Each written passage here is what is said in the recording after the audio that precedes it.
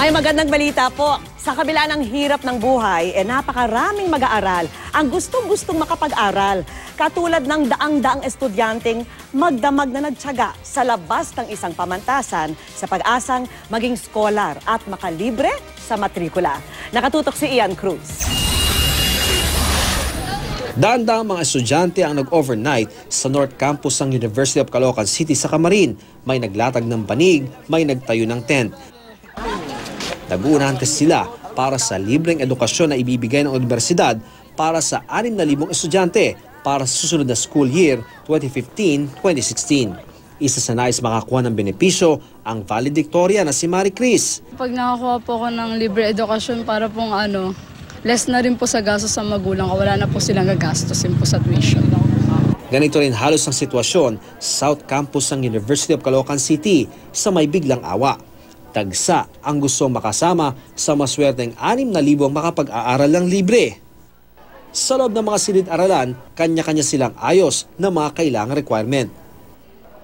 Kailangan pang mag-register at kailangan kumuha ng eksaminasyon at maipasa ito para mapabilang sa swerteng 6,000 ang may libreng edukasyon. Ang schedule po namin ngayon, lahat ng dumadating, tapos na kami magmula ngayon hanggang 20. Sa mahal kasi ng edukasyon sa mga panahong ito, malaking tulong ang mga scholarship grant. Ang Quezon City, tinatayang 12,000 ang scholars mula sa mga honor students, regular scholarships at pati ang mga may kapansanan. Kanina nga, namigay ng allowance ang syudad sa mga scholar nito. Dumating din ang ilang honor students upang mag-file ng scholarship application sa lungsod. Malaking tulong po yun sa pamilya ko, lalo na lolo't lola ko na lang po yung nagpapaaral sa akin. Yung tuition fee, dinediretso po namin sa school. Okay. Yung stipend po, kinukuha po nila rito. Nakapasa na sa mababang kapulungan ng Kongreso at nasa ikalawang pagbasa na sa Senado ang Unified Financial Assistance System for Higher and Technical Education o UNIFAS.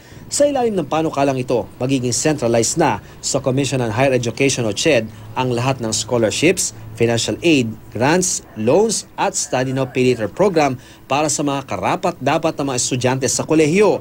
Malaking bagay ayon sa CHED kung maipapasa ang panukalang ito. Mas maraming estudyante raw kasi ang mabibigyang pagkakataong makapagtapos sa kolehiyo.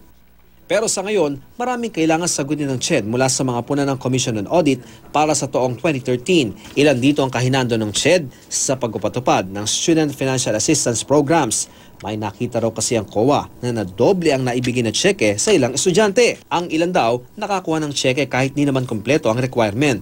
Ang ilan naman daw hindi qualified pero nakatanggap ng assistance. Nakita rin ng COA ang kahinaan sa pagpapatupad ng Study Now Pay Later program. Marami raw kasi ang hindi nakakabayad matapos mag-graduate.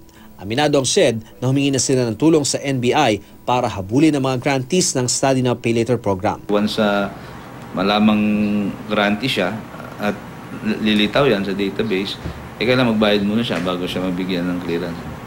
So kaya tumataas din yung repayment. Halos mga nasa 7% na. Ian Cruz, Nakatutok, 24 Oras.